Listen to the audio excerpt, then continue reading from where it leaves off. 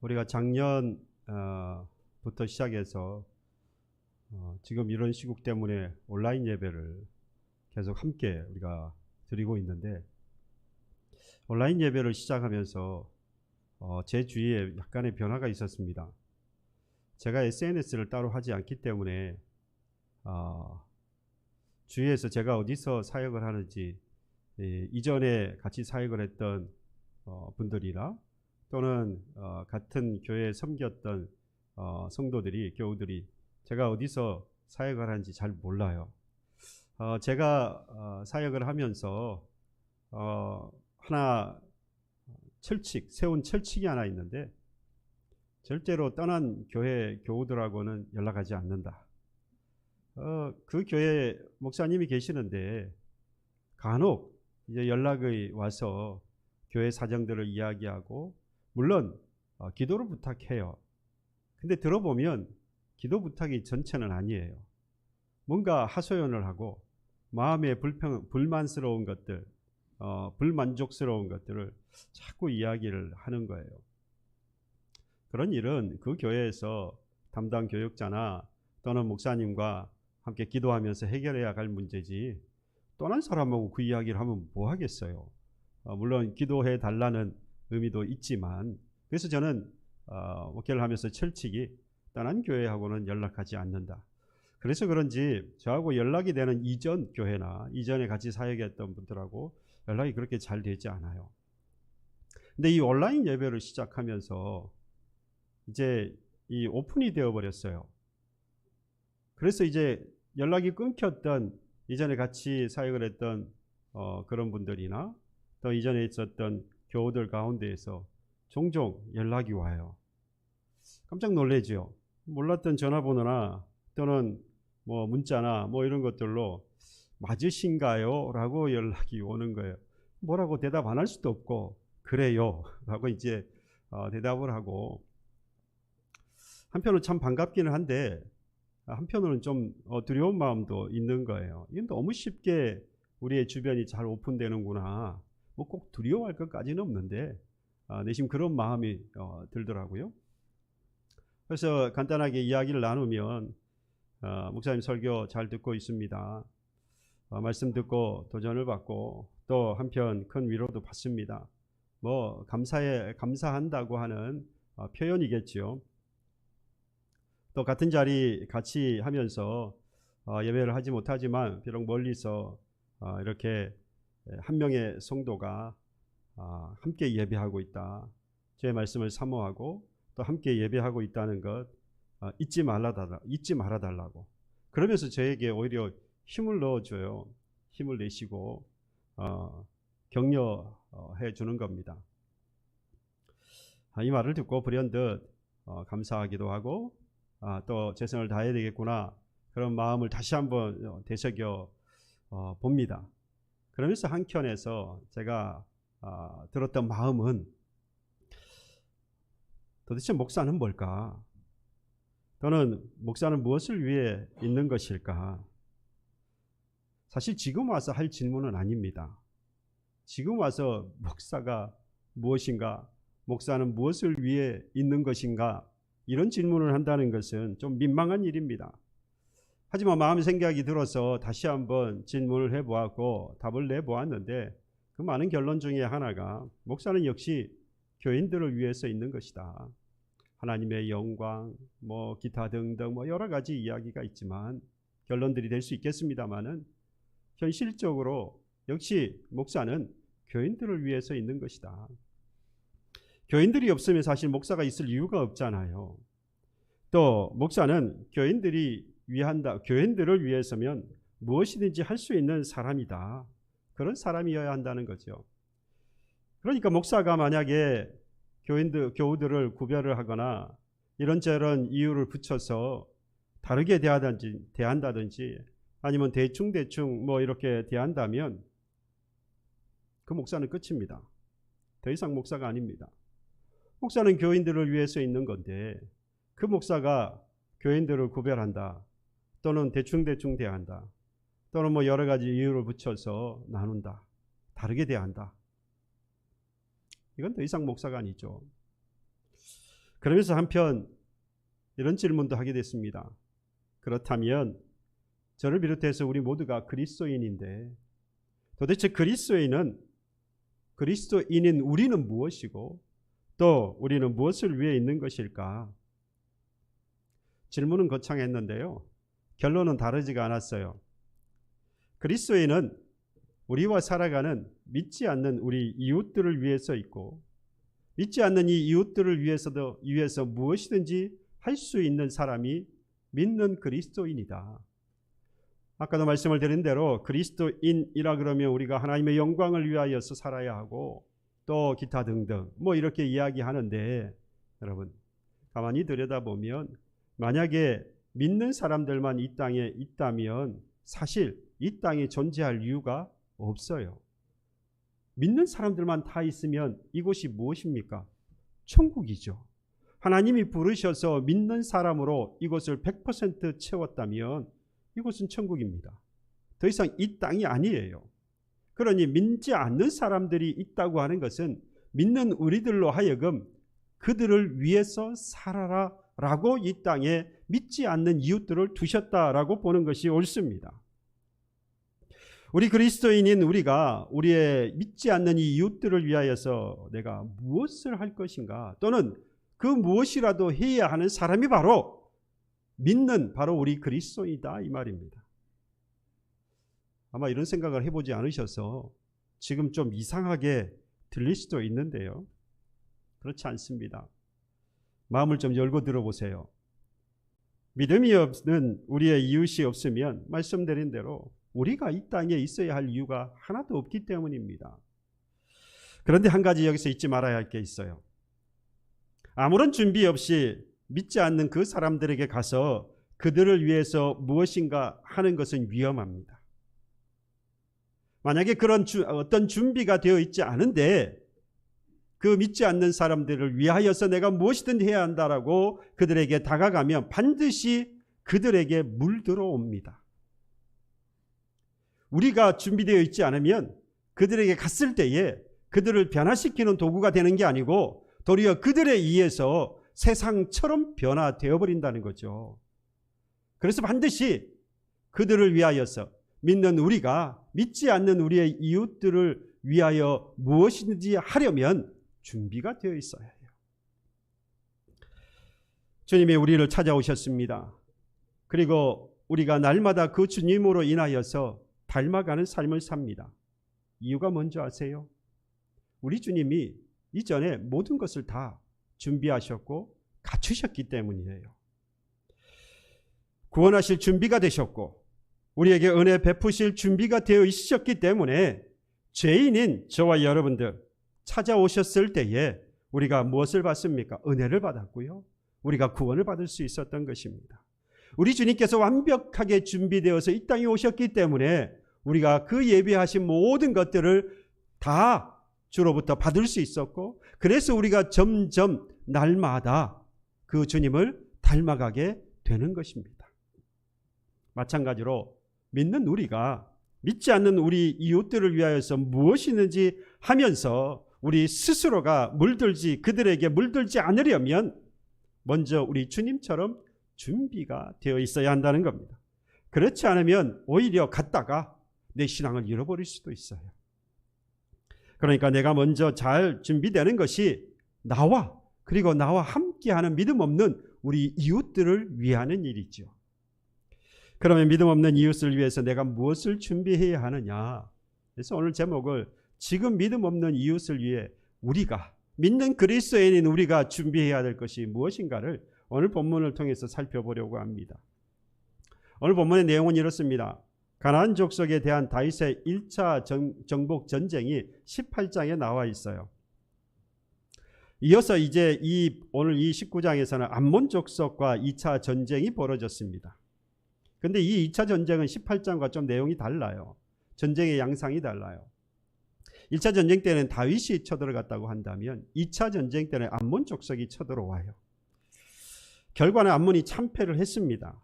이유는 사실 이 다윗이 그 당시 가지고 있었던 정책, 그리고 전쟁을 했을 때에 그가 가지고 있었던 정책을 이 암몬 사람들이 또는 암몬이 이해를 하지 못했어요.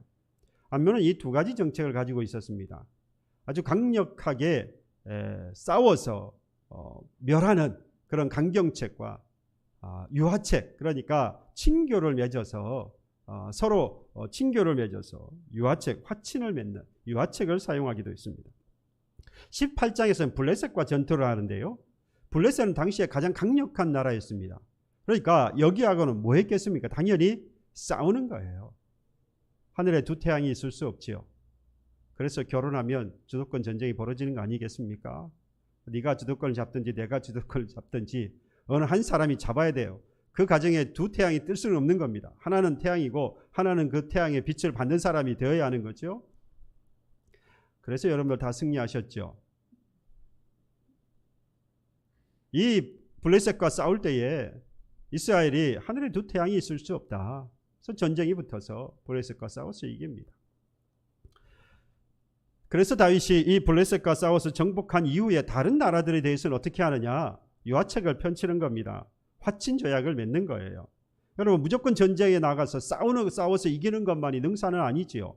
사실 더 잘하는 건 싸우지 않고 이기는 것이 훨씬 더 잘하는 전쟁입니다. 그 좋은 방법이 바로 화친 조약을 맺어서 서로 잘 인명피해나 재산피해 없이 잘 사는 것입니다. 화목하게 사는 거예요. 그러니까 이 암몬도 사실은 이 이스라엘에게 있어서는 강경책을 써서 전쟁의 대상이 아니라 이 화친 조약을 맺어서 함께 잘 사는 그런 대상이었습니다. 그래서 암몬 왕 나하스가 죽게 되었을 때에 다윗이 조문 사전단을 보내게 돼요. 암몬 왕이었던 나하스가 죽게 되니까 조문단을 보내어서 그의 죽음에 대해서 애도를 표했는데, 문제는 그의 아들이었던 한운이 이제 아버지가 돌아가셨으니까 이제 암몬의 왕은 이제 한운이 되는 겁니다. 그런데 이 다윗이 보냈던 이 조문단에 대하여서 옳게 여기지 않고 뭔가 저희가 있다, 정탐을 하든지 또는 자기의 나라의 해를 또는 그러한 전쟁을 준비하기 위해서 온 것이 아닌가라고 생각을 하고 이 조문단에게 수치, 모욕을 주게 됩니다. 그들의 수염을 깎아버리고요. 그리고 엉덩이에 옷을 잘라서 보기짝을 보이게 만듭니다. 이건 모두가 다 당시 고대 사회에 남성의 수염을 자른다는 것, 수염은 어떤 남성으로서의 어떤 그런 상징이라고 할 수 있는데, 이를 잘라버리고 엉덩이에 옷을 잘라서 보기짝이 보이게 만들었다고 하는 건 그야말로 수치이고 모욕인 것이죠. 근데 문제는 단순히 조문단의 문제가 아닙니다. 이 조문단을 보낸 다윗 또는 이스라엘에게 큰 문제가 되는 거죠. 이들을 보냈을 때는 나라의 이름과 왕의 이름으로 그들에게 보낸 것이지 단순하게 그들의 개인 또는 모임으로 보낸 게 아니잖아요. 그러니까 수치를 주고 모욕을 줬다는 것은 곧 이스라엘과 그의 왕이었던 다윗을 모욕한 것이고 그들을 수치스럽게 만들었다 이 말입니다. 결국 이 말을 다시 생각해 보면 이 암몬 왕이 된 이 한운이 뭘 걸어온 겁니까? 전쟁을 하자라는 이야기와 다를 바가 없는 겁니다. 그런데 그 결과가 어땠다는 겁니까? 아주 참혹했습니다. 암몬 왕 한운이 전쟁을 선포를 하고 3만 3천 명의 군사를 모읍니다. 사무엘하 10장 이하에 보면 3만 3천 명의 용병을 데리고 와요. 그리고 다윗과 전쟁을 준비를 합니다. 당시에 용병 연합군은 모압의 한 성이었던 메드바라고 하는 곳에 진을 치고 있었고, 암몬 자손들도 이제 싸우려고 진영을 구성을 했습니다. 암몬뿐만 아니라 이 연합군과 이후에 다시 전쟁을 준비하게 되었던 이 아람까지 결국에는 오늘 본문을 통해서 보면 모두가 다 패망을 하고 말았지요. 제가 여기서 생각을 해본 겁니다. 과연 이 한운과 그의 연합군, 이들이 합하여서 그야말로 큰 군대를 이루어서 준비를 했는데 왜 이렇게 철저히 준비했음에도 불구하고 이들은 패할 수밖에 없었느냐. 또 반면에 이스라엘 같은 경우는 이에 비하여서 훨씬 더 불리한 입장에 있는데 어떻게 전쟁에서 승리할 수 있었느냐. 우리는 분명히 이 이스라엘과 같이 이 땅을 살아가면서 절대적으로 불리한 입장에서 살아가고 있습니다. 이 세상의 이 세상을 사로잡고 있는 것은 사탄의 세력입니다.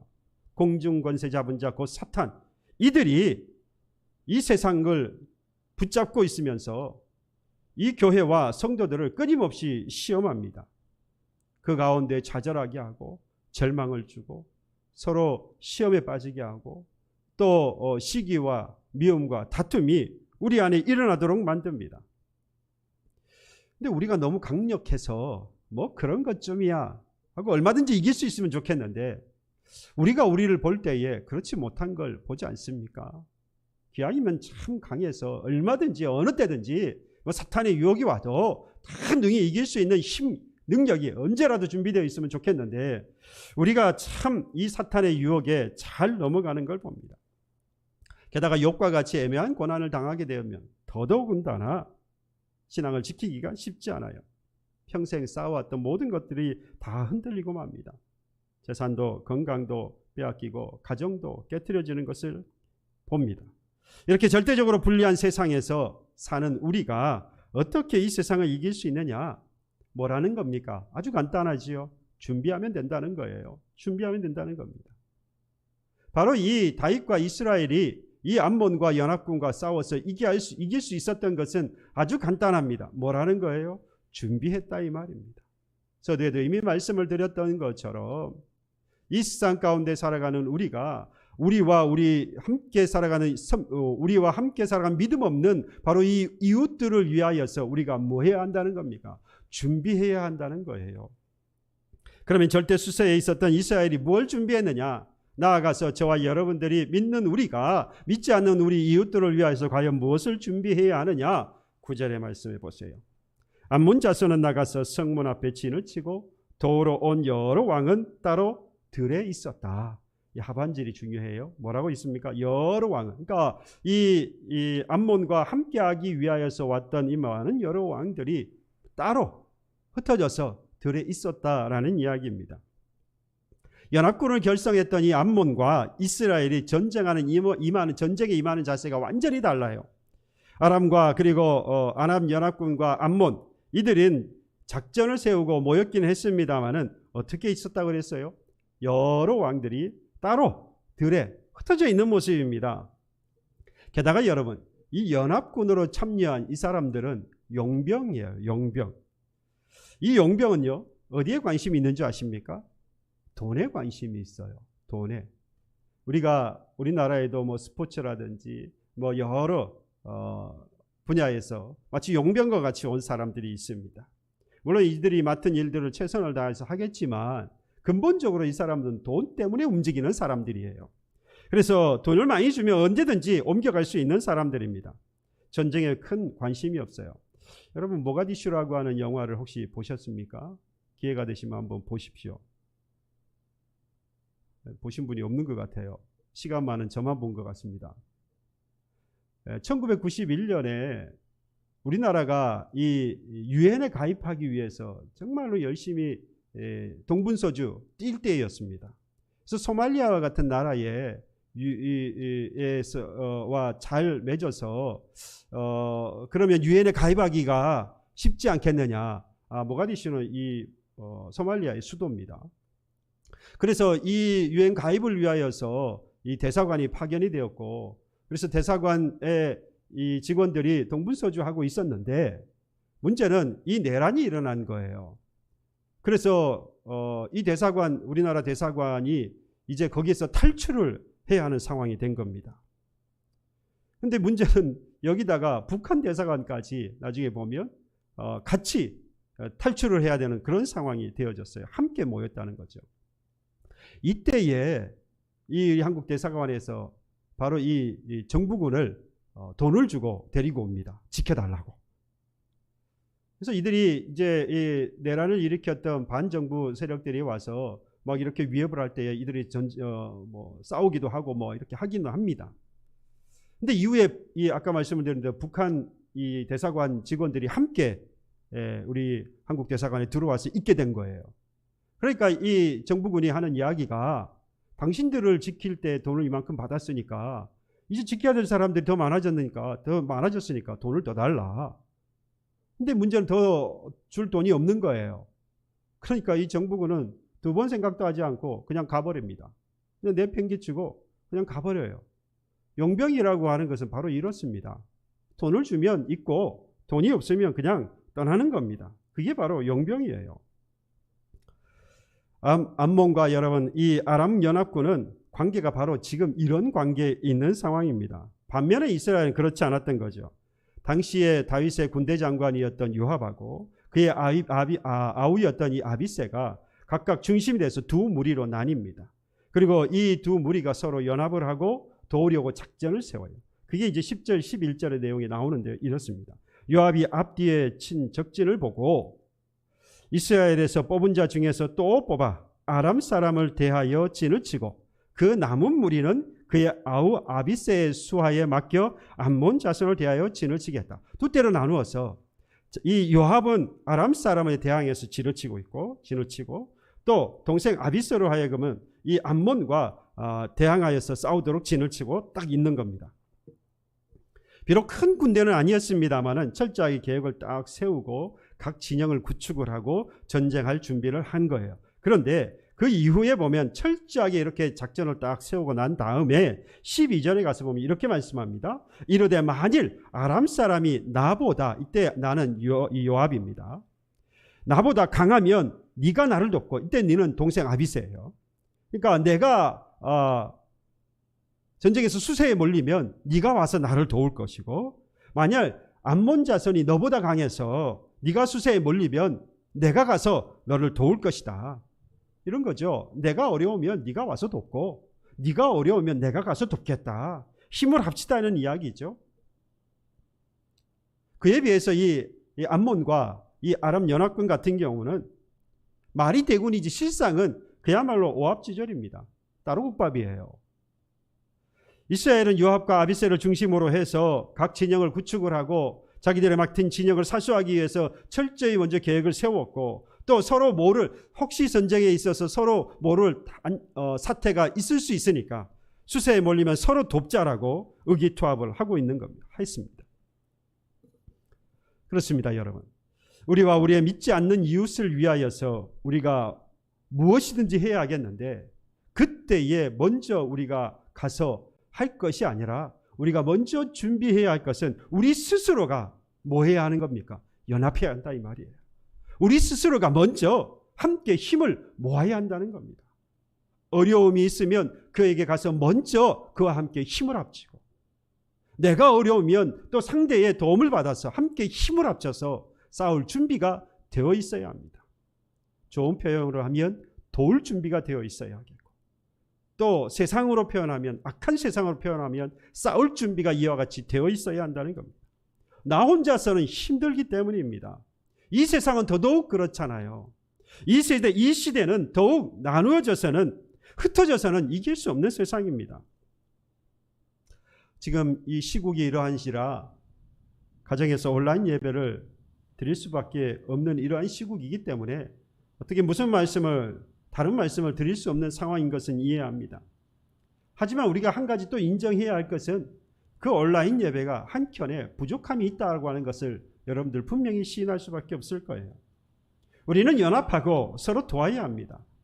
지금 이 온라인 예배가 우리도 모르는 사이에 자기 만족을 위한 온라인 예배가 되기도 하고, 또 스스로를 내가 예배했다라고 하는 스스로의 위안을 위한, 또는 책임 면피를 위한 하나의 방법으로 사용되어지고 있는 것은 아니지, 결코 그래서는 안 됨에도 불구하고 그런 것들을 지금 주위에서 많이 보게 됩니다. 그래서 우리는 할 수만 있다면 이전보다 더욱 우리가 열심히 함께 모이는 방법을 찾아야 하고, 또 함께 모일 수 있는 상황 가운데에서는 함께 모여서 예배하고 서로를 위해서 기도하고 서로를 위하여서 위로하고, 그래서 힘을 어느 때보다 함께 모아야 하는 것입니다. 주의 교회와 주의 복음을 위하여서 우리가 서로 힘을 모아야 할 때다 이 말입니다. 사도 바울은 로마서 16장 3절 4절에 너희는 그리스도 예수 안에서 나의 동력자인 브리스가와 아굴라에게 문안하라. 왜 문안하라고 한지 아십니까? 그들은 내 목숨을 위하여 자기들의 목을 내놓았느니라. 세상에 자기 목숨보다 더 중요한 게 어디 있어요? 그런데 바울을 위하여서 이 브리스가와 아굴라는 자기의 목숨도 내어놓았다 이 말입니다. 바울을 위하여서요. 결국 목숨을 내어놓았다고 하는 것은 힘을 합쳤다는 거죠. 연합했다는 겁니다. 주의 복음을 위하여서 바울과 함께 모든 것을 함께 힘을 모아서 복음을 위하여서 함께 나아갔다는 겁니다. 빌립보서 4장 3절에도 빌립보 교회에 이렇게 이야기합니다. 또 참으로 나와 멍에를 같이 앉아 내게 구하노니 복음에 나와 함께 힘쓰던 저 부녀들을 돕고 또한 클레멘드와 그 외에 나의 동력자들을 도우라. 함께 힘을 모아서 복음을 위해서 나아가야 한다. 기러기가요 수천 킬로미터를 날아갑니다. 그런데 그럴 수 있는 방법을 그들이 날아가는 형태를 보고 알게 되었습니다. 바로 V자형으로 날아가요. 그런데 선두에 선 이 기러기보다 뒤에서 날아가는 이 기러기가 바람의 저항을 반절밖에 받지 않는데요.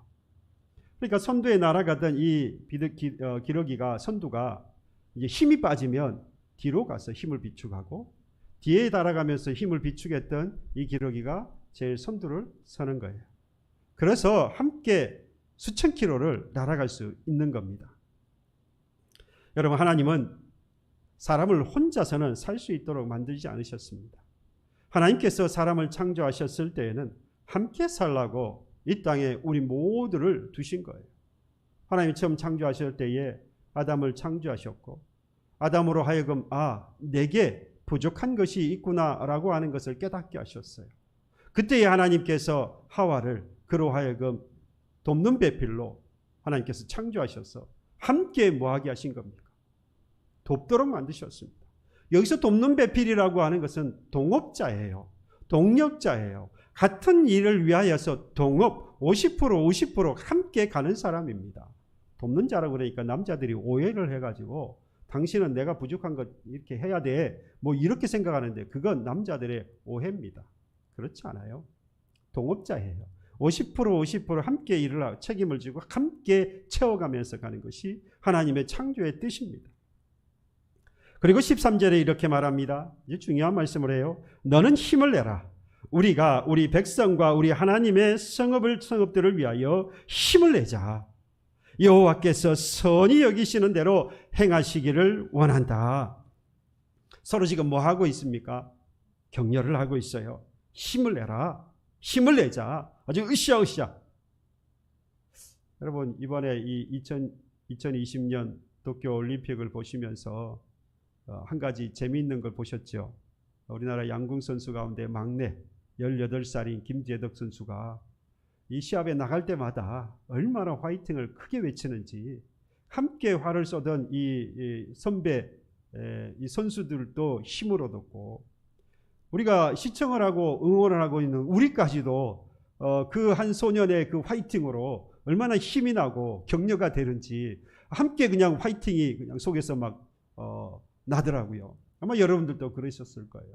처음에는 이 양궁이 정적인 운동이다 보니까 화이팅하는 사람이 없었다는 거예요. 어쩌다가 한 번씩 그냥 뭐 이렇게 화이팅 뭐 이 정도로 뭐 하고 말았는데 그렇게 고래고래 소리를 지르면서 펄쩍펄쩍 뛰면서 화이팅 하면서 막 자 한번 가보자 뭐 이런 야 선배들도 있는데 또 경쟁하는 나라들도 있는데 뭐 그렇게 이전에 없었던 화이팅을 그렇게 외친다는 것이 결코 쉽지는 않았을 겁니다.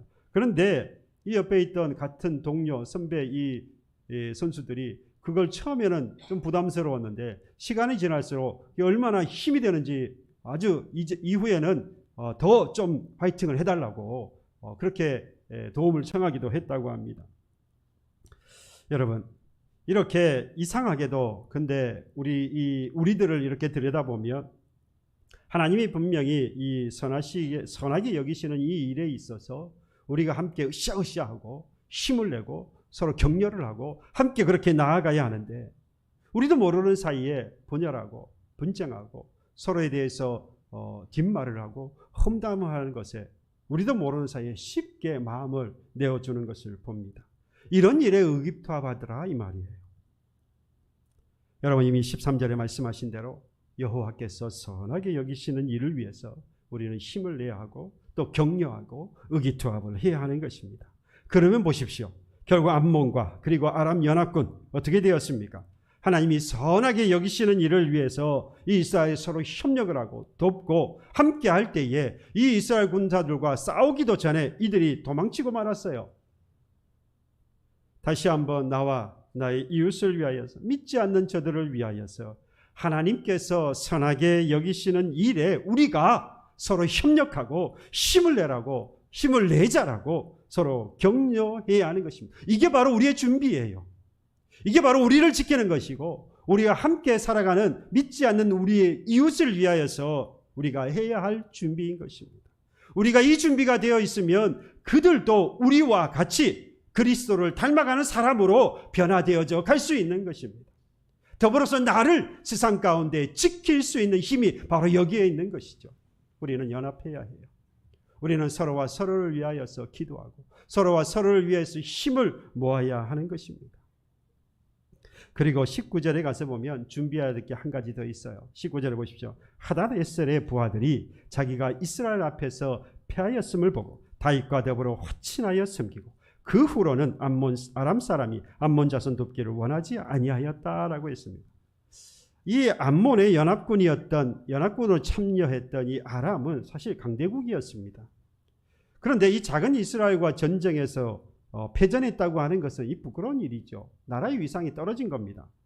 그래서 유브라데 강 건너편에 있는 사람들까지 다 불러 모아서 연합군을 편성을 하고 다시 이스라엘과 싸우려고 준비를 합니다. 당시 이 아람 연합군의 총지휘는 이 아람 군대 가운데에서 소바왕, 이 하닷에셀이 바로 이 소바왕입니다. 이의 군대 사령관이었던 소박이 맡고 있었어요. 그런데 이 하닷에셀은 이미 18장에 가서 여러분들 보시면 이미 이스라엘 군대와 싸워서 패전한 적이 있습니다. 그러니까 지난번에 패전한 것도 있고 이번에 수치당한 것도 있고, 그러니까 심기일전에서 그 전에 모욕당했던 것도 갑을산해서 이 준비를 하고 연합군을 결성하고 나아가는 겁니다. 이렇게 아람 군대가 다시 침략을 하니까 이 소식을 전해 들었던 이 다윗이 다시 온 이스라엘을 모았습니다. 요단강을 건너서 아람과 대적을 합니다. 이번에 다윗이 이제 싸우러 나가는 거예요. 그때의 이스라엘 군대들 지휘하고 이 전투에서 다윗과 이 이스라엘 군대와 함께 하였던 상대의 이 아람 군대가 무려 전차병만 7,000명, 그리고 보병이 4만 명. 그런데 이들을 다 죽여버렸습니다. 그리고 군대 장관으로 왔던 바로 이 소박까지도 다 죽여서 이 전쟁에 승리를 하게 됩니다. 그런데 재미있는 것은 오늘 19절에 읽었던 이 내용이에요. 하닷에셀에 살아남은 이 부하들이 누구 편에 서버립니까? 다윗 편에 서버려요.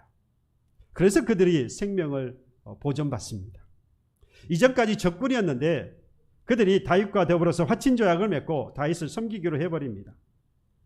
다윗과 화친조약을 맺어버리니까 이들은 생명을 보존받은 거예요. 살아남을 수 있었던 것은 다윗과 함께 화친조약을 맺었기 때문입니다. 다윗이 이걸 원했어요. 그들과 전쟁하는 것을 원한 게 아니고 유하책으로 화친조약을 맺기를 원했죠. 그러니까 하닷에셀의 이 부하들이 와서 다윗을 섬기기로 하고 화친조약을 맺기를 원하니까 안 받아들일 이유가 없지요. 그들의 마음을 알고 이 다윗이 그들을 받아들여서 오히려 그들의 죽음을 면하게 된 것입니다. 여러분, 혼자 힘으로 살기 어렵고 혼자의 신앙으로 승리하기 힘든 바로 이 시대, 이 세상에서 우리는 나와 믿지 않는 우리 이웃들을 위하여서 반드시 그 누군가와 화친 조약을 맺어야 해요. 그리고 그 중요한 것은 그 화친 조약을 그래서 누구하고 맺느냐가 중요한 것이죠. 누구와 맺느냐. 세상과 화친 조약을 맺는 사람은 결국 그들은 이 세상의 종, 그래서 이 세상의 종으로 살아갑니다. 그런 사람들은 교회와 공동체의 분열과 분쟁을 일으키게 되어 있어요. 세상을 가지고 교회에 들어오기 때문입니다. 교회가 세상으로 들어가야 해요. 믿는 우리가 준비되어서 세상으로 들어가야 이 세상을 변화시킬 수 있습니다. 결국 이 사람들은 교회인들 사이에서 이간질을 하고요. 그리고 서로의 마음과 영혼에 상처를 주기도 합니다. 쉽게 뱉어버린 그 말 한마디 때문에 그 사람 상대하는 사람의 마음의 비수가 되어져서 그 사람의 인생을 흔들어 놓고 신앙을 무너뜨릴 수도 있습니다. 여러분, 우리는 다윗에게 화친조약을 맺어서 생명을 구한 이 병사들처럼 우리의 생명을 구할 수 있는 분이 누굽니까? 주님입니다. 우리의 생명을 보존해 줄 수 있는 분은 우리 주님뿐입니다. 그 주님과 뭘 맺어야 합니까? 화친조약을 맺어야 합니다. 주님은 이미 그러기를 원하고 계셔요. 우리와 대적해서 싸우기를 원하시는 우리 주님이 아니라 주님은 이미 십자가의 대속의 십자가를 지고 죽으심으로 유화책을 펴고 계셔요. 화친조약을 맺기를 원하셔요. 그러니 우리만 그 주님께로 가면 아무 문제가 없어요. 이미 준비된 그 주님께서 우리를 받아주실 것이기 때문입니다. 우리 주님은 대속의 십자가를 지고 죽으심으로 우리에게 생명을 주셨습니다. 영생의 소망까지 다 주셨어요. 그리고 우리를 위해 이 일을 또한 누가 우리를 위해서 이 일을 할 수 있는 분이 또 있겠습니까? 오직 주님뿐인 거예요. 그리고 또 보면 희망과 소망을 전하는 우리 주위에 믿음 생활을 하는 믿음의 공동체의 형제들, 이들과 화친 조약을 맺어야 합니다. 우리는요, 서로 도울 사람들이에요. 영상 예배를, 온라인 예배를 드리고 있는 이 가정에서 드리고 있는 여러분도 한번 보세요. 옆에 있는 이 아내와 자녀들 싸울 대상이 아니잖아요. 왜 그렇게 싸우는 겁니까? 화친을 맺어야 해요. 저도 오늘 집에 가서 화친을 좀 맺어보렵니다. 교우 여러분, 우리도 믿음의 공동체 안에서 서로 대적하고 싸울 대상이 아니잖아요. 서로의 마음을 상하게 할 대상이 아니잖아요.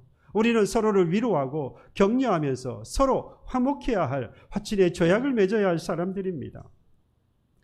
주님을 향한 신뢰와 그리고 희망과 소망을 가진 믿음의 공동체와 형제와 우리는 서로 하나 되어야 합니다. 그런 형제와 함께하고 그런 예수께 우리는 딱 붙어 있어야 합니다. 믿음 있는 우리, 바로 저와 여러분들이 믿음 없는 우리 이웃을 위해 우리는 살아야 합니다. 무엇이든지 해야 합니다. 그러니 나와 믿음 없는 우리의 이웃을 위하여서 무엇이든지 할 수 있기 위하여서 우리는 준비되어 있어야 해요.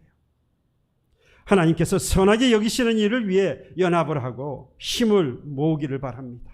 또 힘을 내자라고 서로를 위하여서 격려하고 서로를 위로하고 서로를 위해서 기도해야 합니다. 그리고 생명을 주시는 그 주님과 화목하고 희망과 소망을 전하는 우리 믿음의 공동체인 우리 모든 형제들과 화목할 수 있는 저와 여러분들이 되시길 주님의 이름으로 축원합니다. 함께 찬양